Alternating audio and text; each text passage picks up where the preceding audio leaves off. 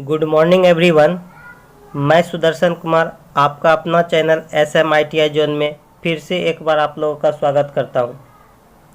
आज के इस वीडियो में मैं आप लोगों को तुल्यकालिक मोटर चैप्टर के कुछ वस्तुनिष्ठ प्रश्न के बारे में बताऊंगा जो आपके आगामी UPPCL TG2 एग्ज़ाम के लिए काफ़ी हेल्पफुल होगा। साथ ही साथ वैसे विद्यार्थी जो सेमेस्टर या एनुअल की तैयारी कर रहे हों उनके लिए भी काफ़ी हेल्पफुल होगा।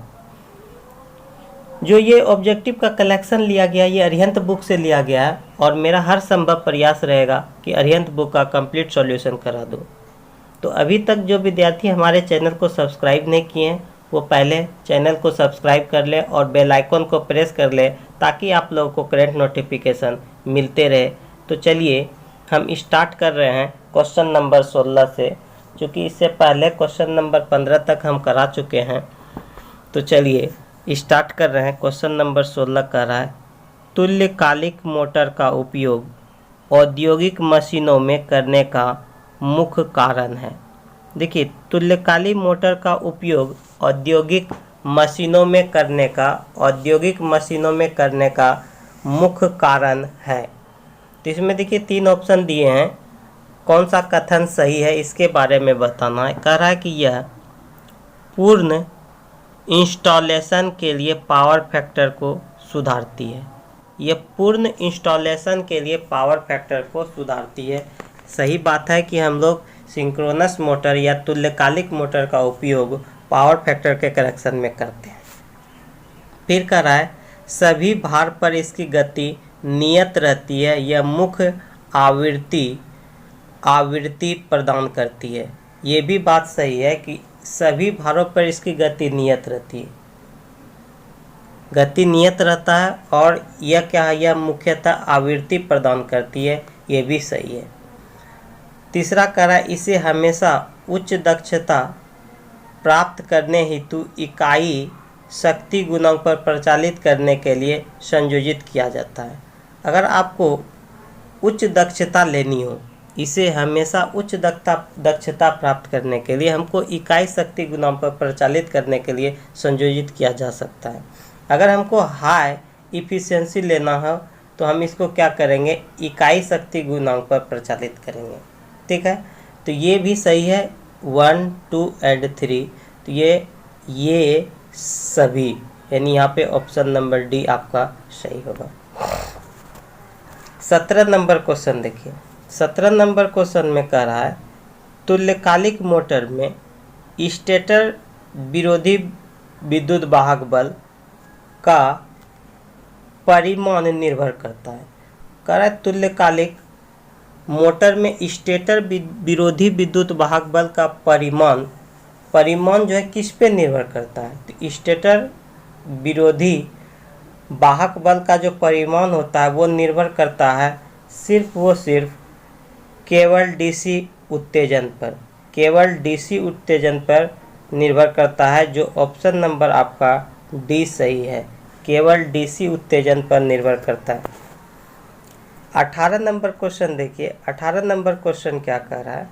18 नंबर क्वेश्चन में कह रहा है सामान्य उत्तेजन के साथ चल रही तुल्यकालिक मोटर पर लोड बढ़ाने के प्रभाव से, देखिए सामान्य उत्तेजन के साथ चल रही है तुल्यकालिक मोटर पर लोड बढ़ाने के प्रभाव से क्या होगा।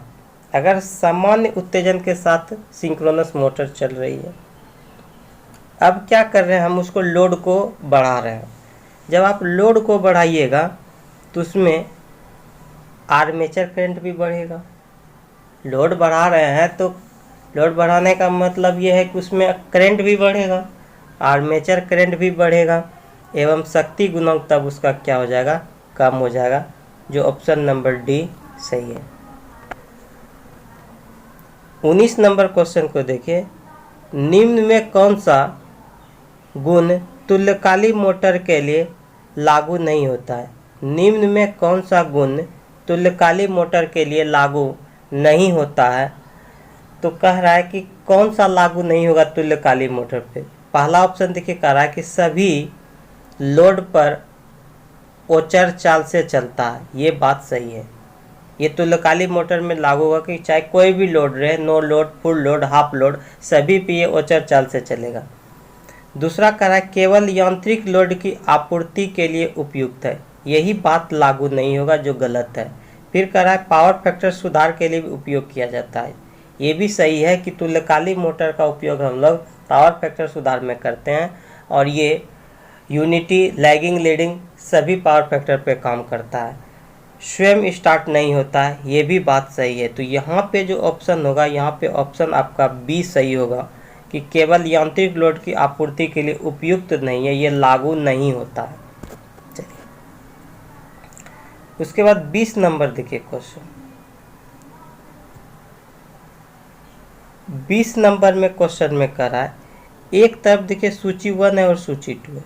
सूची 1 में दिया हुआ है उत्तेजन विरोधी विद्युत वाहक बल, यानी बैक ईएमएफ दिया है, और दूसरे में दिया है सप्लाई वोल्टेज।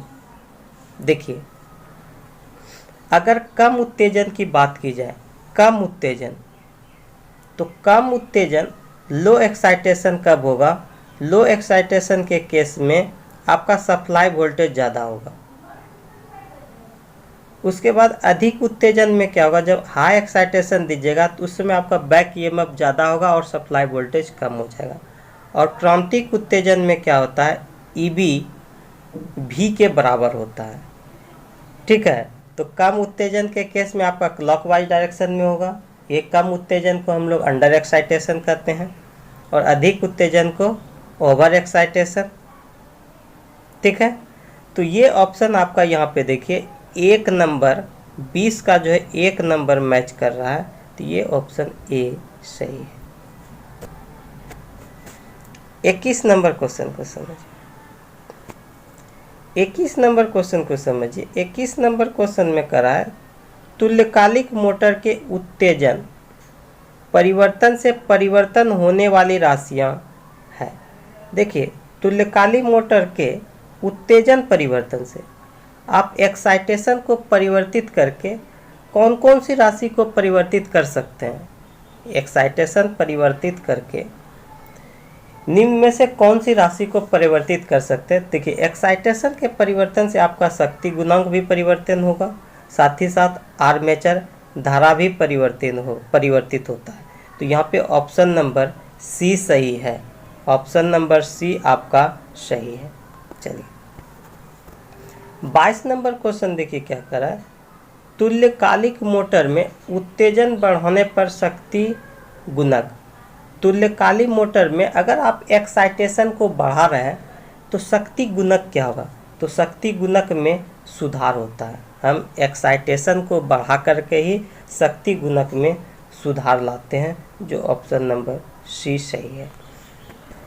23 नंबर क्वेश्चन को समझिए। 23 नंबर में कह रहा है कि तुल्यकालिक मोटर को डैश पर प्रचालित किया जा सकता है। तुल्यकालिक मोटर को डैश पर प्रचालित किया जा सकता है। तुल्यकालिक मोटर को डैश पर प्रचालित किया जा सकता है। देखिए तुल्यकालिक मोटर को लैगिंग, लीडिंग और यूनिटी तीनों पे हम प्रचालित कर सकते हैं। तो यहाँ पे देखिए लैगिंग और लीडिंग के पावर फैक्टर पे, लैगिंग और लीडिंग के पावर फैक्टर पे, तो ऑप्शन नंबर सी सही है। आप यूनिटी पे भी कर सकते हैं अगर यहाँ यूनिटी रहता तो। चलिए 24 नंबर क्वेश्चन कर रहा है कि यदि एक तुल्यकालिक मोटर की घूर्णन गति 3000 आरपीएम है एवं स्रोत आवृत्ति 100 हर्ट्ज है तो पोल की संख्या ज्ञात करना है। देखिए एक तुल्यकालिक मोटर का घूर्णन गति, देखिए घूर्णन गति को हम ये सिंक्रोनस स्पीड कहते हैं। NS दिया हुआ है आपको 3000 आरपीएम, 3000 आरपीएम दिया हुआ, और आवृत्ति दिया हुआ, आवृत्ति को हम फ्रीक्वेंसी से डिनोट करते हैं 100 हर्ट्ज है। तब आपको पोल की संख्या ज्ञात करना है। तो देखिए इसके लिए फार्मूला होता है, आप समझ लीजिए। इसके लिए फार्मूला होता है, इसको समझिए आप लोग। एक देखिए NS synchronous speed is equal to होता है 120F बाई P। जब आपको P निकालना है तो क्या करेंगे, 120F बाय NS रखेंगे। आप 120 F का मान रख दीजिए यहाँ 50, अब बटे घूर्णन गति कितना है 3000, आप कटा दीजिए। देखिए 1 0 1 0 1 0 1 0 कैंसिल हो गया। देखिए इसे कटाइए, 3 चौके 12, ये हो जाएगा 10, 5 दूना 10, ये 2 दूना 4। तो आपका क्या हो जाएगा इसमें, तो ये हो जाएगा आपका ऑप्शन नंबर यहाँ पे ए सही है, 24 का ए। 25 नंबर क्वेश्चन को समझिए। सैलिएंट पोल तुल्यकालिक मोटर, सैलिएंट पोल तुल्यकालिक मोटर डैश से कम गति पर प्रचालित की जाती है। सैलिएंट पोल तुल्यकालिक मोटर जो है डैश से कम गति पर प्रचालित की जाती है, तो ऑप्शन नंबर ये 1000 आरपीएम से कम गति पे प्रचालित की जाती है, जो 25 नंबर का ए सही है। 26 नंबर क्वेश्चन की ओर समझिए। 26 नंबर क्वेश्चन में क्या कह रहा है, 26 नंबर क्वेश्चन में कह रहा है कि सैलिएंट पोल टाइप तुल्यकालिक मोटर में सैलिएंट पोल बने होते हैं। सैलिएंट पोल टाइप तुल्यकालिक मोटर में सैलिएंट पोल बने होते हैं। तो सैलिएंट पोल बने होते हैं, किसके बने होते हैं इसके बारे में पूछ रहा है। तो ये स्टेटर पोल में बने होते हैं, जो ऑप्शन नंबर ए सही है। 27 नंबर क्वेश्चन को समझिए। 27 नंबर क्वेश्चन में कह रहा है, 27 नंबर क्वेश्चन में कह रहा है निम्न में से किस विधि द्वारा एक तुल्यकालिक मोटर को चालू करने पर वह चुंबकीय लॉकिंग के कारण तुल्यकालिक गति पर चलती है। कारण निम्न में से किस विधि द्वारा तुल्यकालिक मोटर को चालू करने पर वह चुंबकीय लॉकिंग के कारण तुल्यकालिक गति पर चलती है। लॉकिंग के कारण पूछ रहा है। देखिए तुल्यकालिक मोटर जो होता है सेल्फ स्टार्ट नहीं होता है, तो सेल्फ स्टार्ट करने के लिए हम लोग उसमें पॉनी मोटर का उपयोग करते हैं, डीसी मोटर का उपयोग करते हैं और सेल्फ स्टार्टिंग विधि का उपयोग करते हैं। तो ये चुंबकीय लॉकिंग के कारण वो तुल्यकालिक गति पर चलेगा। तो ये होगा आपका सिर्फ यहाँ पे एक ही ऑप्शन है कि डीसी मोटर द्वारा, जो ऑप्शन नंबर आपका बी है कि जब आप डीसी मोटर से इसको स्टार्ट करिएगा तब ये चुंबकीय लॉकिंग के कारण आपका तुल्यकालिक गति पर चलती है। चलिए 28 नंबर क्वेश्चन को समझिए। कह रहा इंडक्शन टाइप ऑटो तुल्यकालिक मोटर का प्रयोग किन स्थानों पर किया जाता है। इंडक्शन टाइप ऑटो तुल्यकालिक मोटर का प्रयोग किन स्थानों पे किया जाता है, तो किन स्थानों पे हम करते हैं इंडक्शन टाइप ऑटो तुल्यकालिक मोटर का उपयोग। तो देखिए इंडक्शन टाइप ऑटो तुल्यकालिक मोटर का जो प्रयोग हम लोग करते हैं सीमेंट एवं रोलिंग मिल में, कॉटन मिल में, पेपर मिल में, यानी सभी में, ऑल ऑफ एबव, यहाँ पे डी नंबर सही होगा, सभी में करते हैं। फिर चलिए 29 नंबर क्वेश्चन देखिए।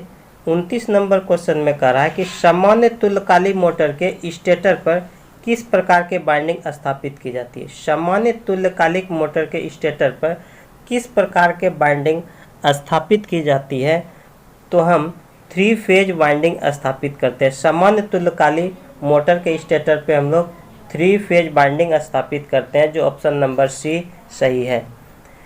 उसके बाद देखिए 30 नंबर क्वेश्चन में कह रहा है कि 10 पोल दिया हुआ है। 10 पोल तुल्यकालिक मोटर की घूर्णन गति होगी, जबकि फ्रीक्वेंसी इसका 50 हर्ट्ज है। देखिए इसके लिए अभी हम जस्ट आपको फॉर्मूला बताएं, NS इज इक्वल टू होता है 120 F बाई P। आप 120 F का मान रख दीजिए 50 हर्ट्ज, अब बाई P है 10, इसको कटा दीजिए, 0 0 कट गया। तो जब आप इसको गुना कीजिएगा 12 गुना 5, 12 पंचे 60 और इस पे 1 0 यानी 600 आरपीएम होगा, जो ऑप्शन नंबर आपका बी सही है। तो चलिए आज का सेशन यहीं पे समाप्त करते हैं। यदि आप लोगों को आज का सेशन पसंद आया हो तो दिल से लाइक करें, शेयर करें। यदि हमारे चैनल पे नए हैं तो चैनल को सब्सक्राइब करें, वो बेल आइकॉन को प्रेस करें ताकि आप लोगों को करंट नोटिफिकेशन मिलते रहे। मिलते हैं next day. Thank you class.